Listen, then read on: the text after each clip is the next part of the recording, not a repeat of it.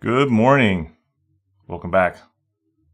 It's November 1st. I'm Brian Haugli with CISO Life. Let's get into a daily discussion.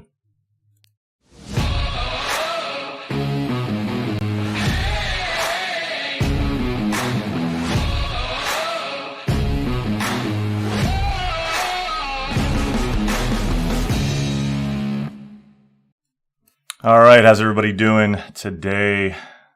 Hope you're doing well. Beginning of November.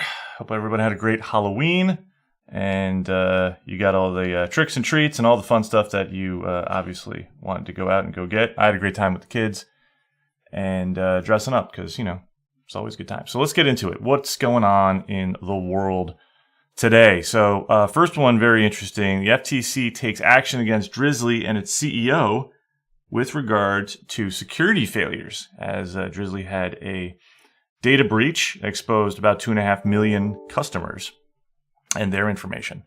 Well, that's always problematic. What's very interesting about this specifically is that he was, I believe, no longer the CEO. He's the former CEO of Drizly, and they are holding him accountable. Why? Because the sorry, like my mic here is just going like off the chain as far as like probably blowing out your guys' speakers. Sorry about that. Very interesting that the CEO is held responsible. CEO is made aware of the issues at Drizly, the security issues, and then obviously didn't do anything about it. So the FTC steps in, right, and what they've got going on with their safeguard rule right now, which is, I think, very, very interesting, how organizations are going to be held accountable. So a lot like New York State DFS Part 500 put kind of, good structure in place for financial services and insurance and those groups. We see the FTC stepping in and creating their safeguard rule, which is going to do something very, very similar, if not near identical to what New York State's done. But here, FTC is holding responsible this company and its CEO for the security failures. It is a subsidiary of Uber. I don't know if Uber could have any more problems going on after Joe Sullivan and all of that. But hey, it seems to be some type of a family situation going on with lack of security and poor practices and just overall bad decisions all around. So what is it that that's been filed here? So FTC alleges that that Drizly and the CEO failed to implement basic security measures, stored critical data was on an unsecured platform, they neglected to monitor network threats for threats on the network, and exposed customer data and the like. So all in all very bad. What's interesting is the enforcement of this, right? So the requirement underneath the order is just to destroy the unnecessary data, limit future access, implement a security program. I haven't read anything in any of these about any type of a civil or criminal level issue against the CEO of Drizly. This looks to just be a punitive from an enforcement standpoint of you have to go do these things, otherwise you're going to continually be kind of in the wrong with the FTC. So obviously Drizly needs to, if they want to continue to operate and be underneath what the auspice of the FTC is, they need to put in place, really here, right? It's implement an information security program. This is probably paramount to the entire concept. Call me. We help with that. Just FYI.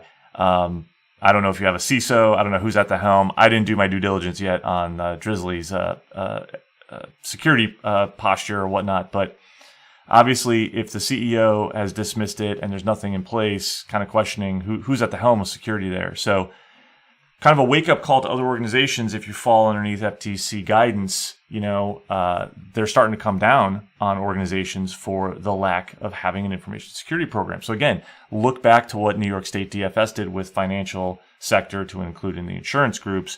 This is very much a thing and will be a thing for organizations, companies inside the U.S. that fall underneath the FTC.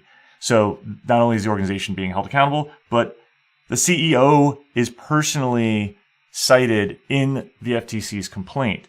So where does security start? It starts at the top. Whose responsibility is it? Yes, it's everyone's, but it's ultimately senior leadership. So I think this is a nice way to look at where does security need to sit? Whose responsibility is it? When the CISO or the CTO or the CIO, whoever is responsible for security is talking about it, it ultimately needs to sit with the people who control and manage the business. Here, the CEO was the majority owner of the organization, therefore responsible. You cannot just pass off and abdicate responsibility for cybersecurity in the organization or business that you own and run.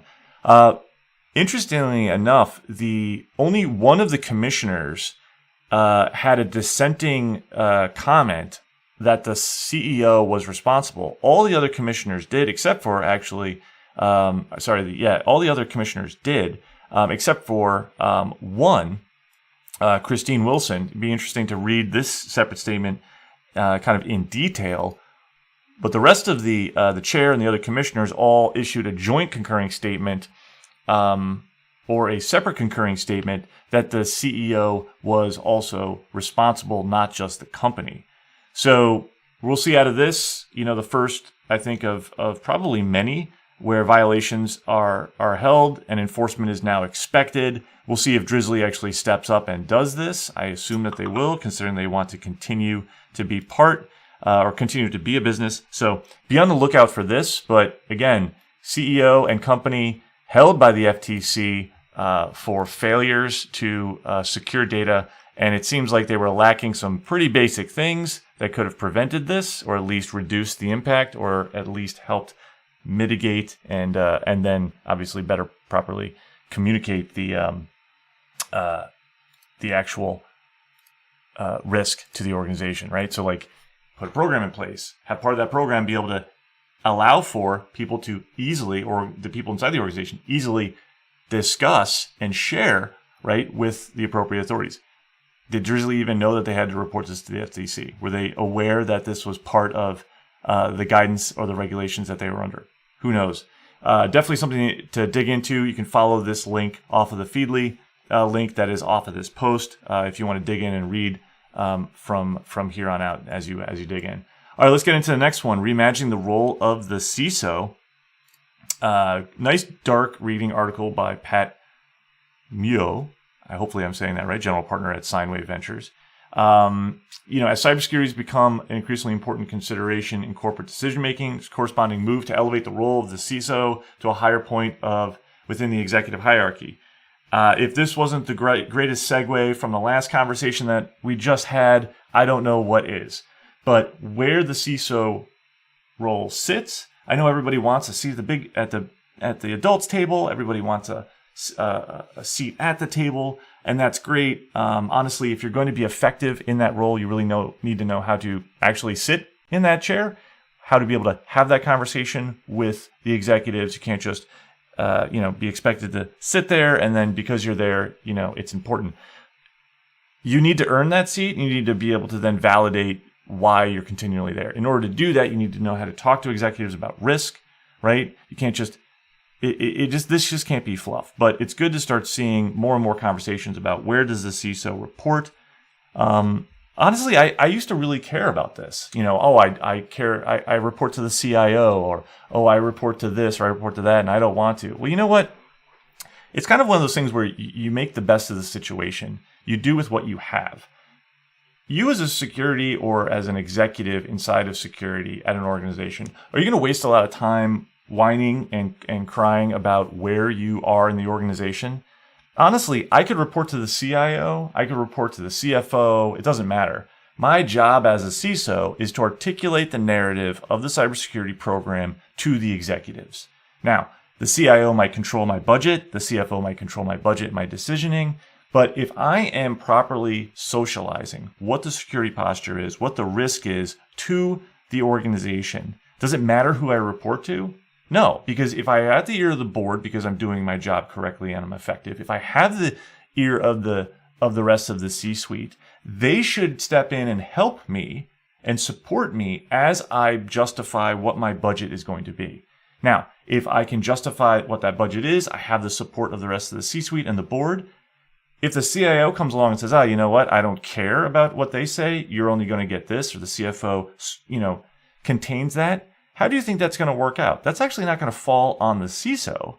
That is actually going to, that pain is now going to fall on essentially your boss. Because if you have the rest of the support of the organization, and then that person is now standing in the way of that, whose bad day is it going to be, right? It's not going to be mine. It's not going to be the board. It's not going to be the CEOs. It's going to be that CIO. It's going to be that person I'm reporting to. So again, gaining the support of the executive C-suite is much more important. Gaining favor, getting understanding, educating everyone within the executive ranks is much, much more important than who you report to. Now, this article is doing a great job of outlining that, we need to have more insight, but I think it's less about the organizational chart, the org chart, and again, more about whose ear do you have within the executive ranks about security, right? If they're not listening, well, honestly, if you're a CISO in your organization where the C-suite or the board's not listening about security, why are you there?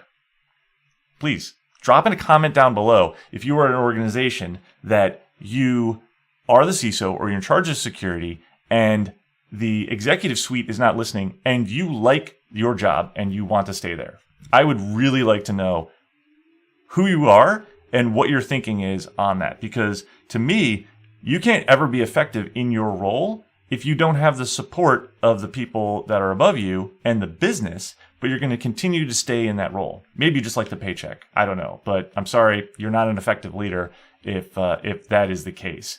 Maybe you just really like the brand. Maybe your brother-in-law is the executive in charge of the company and you've got a sweet deal. I don't know. But to me, that's not what CISO is going to stick around for. And I can tell you, having hired enough former enterprise CISOs into the organization that is side channel to then support our clients, it's a lot of the reason most people are leaving enterprise roles as CISOs is because they do not have the support of that suite. There's a toxic culture. There's a counterculture to what is going on in there around security.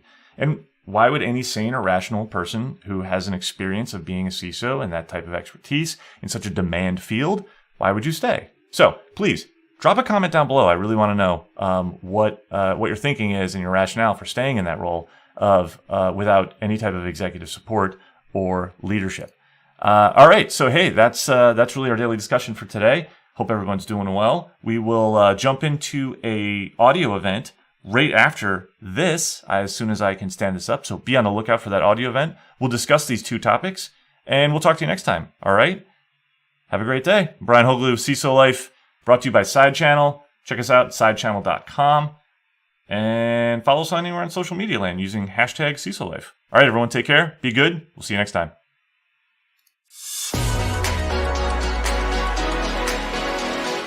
With the Side Channel v CISO, you get the highest quality cybersecurity expertise for significantly less than the cost of a full-time hire.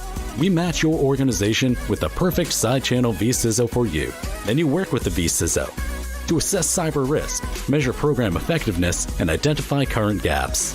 Your v CISO develops an actionable, holistic strategy to enhance your organization's security posture from every angle. Your Side Channel v CISO becomes an extension of your team, providing ongoing support and recommendations. Learn more about how a v CISO can help you at sidechannel.com.